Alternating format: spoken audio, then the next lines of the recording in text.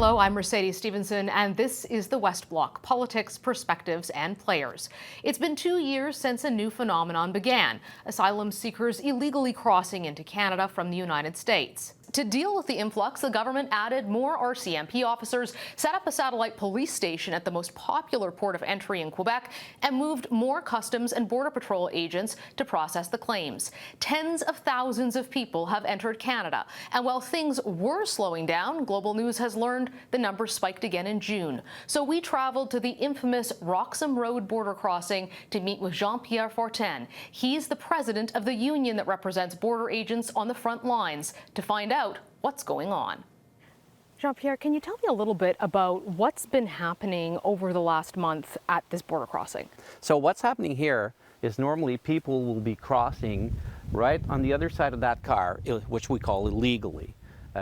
Most of the time you will see a taxi cab dropping people, or a little bus that will be dropping individual, which when they will be crossing here, they will claim the asylum seeker status. They will go in that building right behind me, which is the RCMP's building.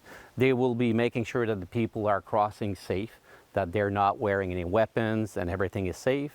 Then after that, you will see a bus. They will be bused down to the main office in Local. Our officers, the people I represent, will be taking charge of them. They will be opening the files, they will be taking their fingerprints, and the main thing, we need to identify them very clearly. Over the month of July, there was a significant increase here. What have you seen happening with the numbers in terms of the number of people coming across the border in the last month? Well, especially in July, what we've seen, there has been around 100 people per day, per 24 hours that were crossing here. So there was a spike significantly in July, but I would say the last week of July and the first week of August, the number's been stabilized around 50 to 60 per day. So that's what's going on now. Where are these people coming from? Mainly from Guinea, from Congo, from different countries of Africa. They will be transiting by South America, different countries there, to end up in Mexico, and then from Mexico they will be crossing into the United States. Do you have any sense of why these people are making such a long, and I'd imagine at times very dangerous and difficult journey? I would say about 90% of them will say that they don't want to stay in the United States, because this is a question that we've been asking them. Why you don't want to stay in the United States? Because they don't like the policy of Mr. Trump. So Canadians tend to think of the U.S. border with Mexico as an American problem, but what's happening there with migrants is now having a pretty direct effect in Canada. They are. This corridor is now famous, notorious, I would say, worldwide, like being the open door Canada to claim asylum seekers, the status. So obviously, once they're claiming here, they know, they're telling the officers of the RCMP clearly, they know it's illegal. Have there been cases where you've been concerned or managed to identify somebody who is a criminal threat or a potential national security threat? Not that it was brought up to my attention. Some do have criminal history, obviously, and then we document them and we make sure that they leave the country promptly. What is the most common group you'd see coming across? Families or single people? How would you characterize that? Families, and large families. We're talking about families with an average of 6, 7 kids in most of the cases. But the problem is there's not an awful lot of surveillance in between other ports, especially the more west or east you're going. Like the RCMP is mainly here in this area, but elsewhere there's hardly anyone. How big of a problem do you think that is? I do think this is a major problem, especially the situation of asylum seekers or immigration. It's not something that will disappear in the near future. I think Canada needs to make sure that the border is more secure and that we increase the security in between ports of entry. I think that's a major issue now. How big of a strain is this continuing situation putting on the frontline CBSA officers? Well, it does put a lot of strain there on our officers, obviously. And the people, as I mentioned, the cases are coming more and more complex for our officers. Where do these people go once they're inside Canada? They will be bused down Montreal. They will be brought to the YMCA. But again, we've been told that right now the shelters in Montreal, the capacity is at their max. The YMCA, even the detention center in Laval is full now as we are speaking.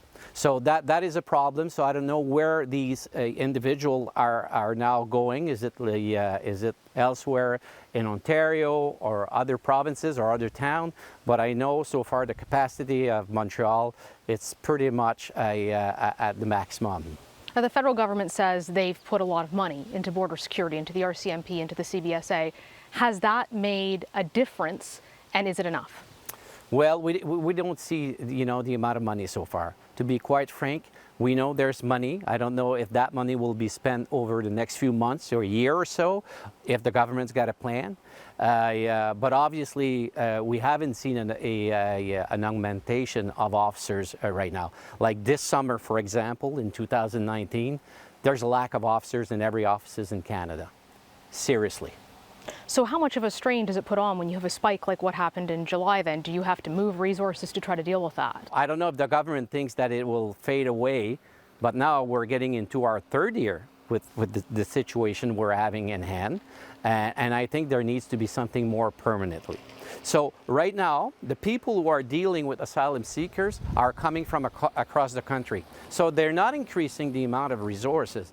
When it comes to the CBSA's authority and ability to track people inside Canada, there's tens of thousands of people who've come across this border, and the most recent numbers showed that less than 800 have actually been deported.